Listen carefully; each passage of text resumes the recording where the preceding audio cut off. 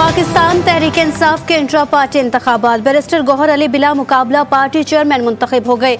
उमर अयूब मरकजी general secretary, Ali अमीन गंडापुर तहरीक-ए-इंसाफ खैबर पख्तूनख्वा के सदर और डॉक्टर यास्मीन राशिद PTI पंजाब के सदर हो गई। साहब का जाननशीन और नुमाइंदे की हैसियत से मैं ये जिम्मेदारियां निभाता रहूंगा।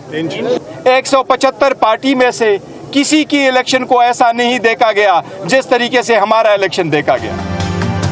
इंतहाई अहम मनसब सौंपने पर पार्टी का शुक्रगुजार हूँ। जो जिम्मेदारी मिली उसको एहसन तरीके से निभाऊंगा। जैसे हमारा इंट्रा पार्टी इलेक्शन में हुआ, आज तक किसी पार्टी के इलेक्शन में ऐसा नहीं देखा गया। नौमुंतखब चेयरमैन PTI बैरिस्टर गौहर के पेशावर में मीडिया से गुफ्तगू। बोले, जो पार्टी सरबराह का फैसला होता है वही हमारा होता है। इस बार आवाम की आवाज को सुना जाएगा।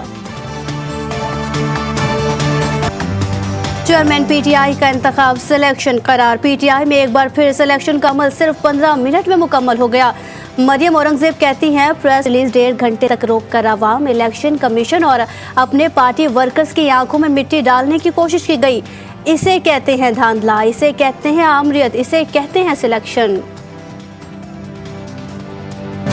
तहरीक-ए-इंसाफ की बुनियाद धांधली पर रखी गई। PTI के इंट्रा पार्टी इलेक्शन पर सवालिया निशान है। अपने लोग नहीं मिले और पुराना जाला मिल गया।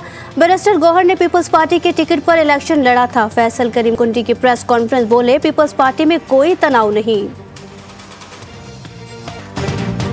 साइफर केस की समाअत के दौरान साबिक चेयरमैन ने शिकायत बकरियों वाला सुलूक किया जा रहा है। शाह महमूद कुरैशी बोलने की कोशिश जारी है। ट्रायल नहीं हो सकता, ये केस इंटरलिंक है। आप पर आरिफ अलवी वाले तरमीमी कानून की कोई लागू नहीं होगी। अदालत का शाह महमूद कुरैशी को जवाब। मुस्लिम लीग नून सिंध में अपने सियासी हदफ हासिल करने के लिए कोशिश। सूबाई सदर बशीर मेमन और मोहम्मद जुबैर के अहम सियासी शख्सियात और ख़ानदानों से राब्ते। नवाब शाह के बाद अब लाड़काना कंबर शहदाद कोट भी सियासी टारगेट पर आ गया। मिर्दाता खान को पार्टी में शमूलियत की दावत। कौम की हिमायत से दुश्मन के मज़मूम मकासद नाकाम बनाएंगे। पाक फौज हर किस्म की मुश्किलात और चैलेंज का मुकाबला करने के लिए तैयार है।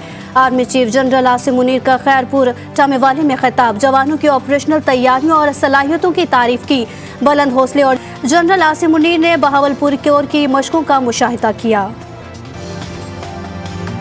मौसमियाती तब्दीली एक बड़ा चैलेंज है। तरक्की पजीर ममालिक इन तब्दीलियों से ज्यादा मुतासिर हो रहे हैं। ग्लोबल स्टॉक टेक कॉन्फ्रेंस से निगरान वजीर आजम अनवारुल हक काकड़ का खिताब। कहा, कम आमदनी वाले ममालिक को क्लाइमेट टेक्नोलॉजी की फराहमी नागुज़ीर है। तरक्की पजीर ममालिक को फौरी तौर पर फंड्स फराहम किए जाएं।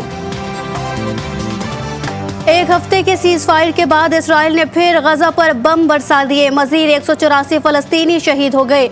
600 से जायद जख्मी। बमबारी में अनादोलू और अलक्सा TV के 2 सहाफ़ी भी शहीद हुए। जंगबंदी में इसराइल ने 240 फलस्तीनियों को रिहा किया, जबकि 260 को हिरासत में लिया।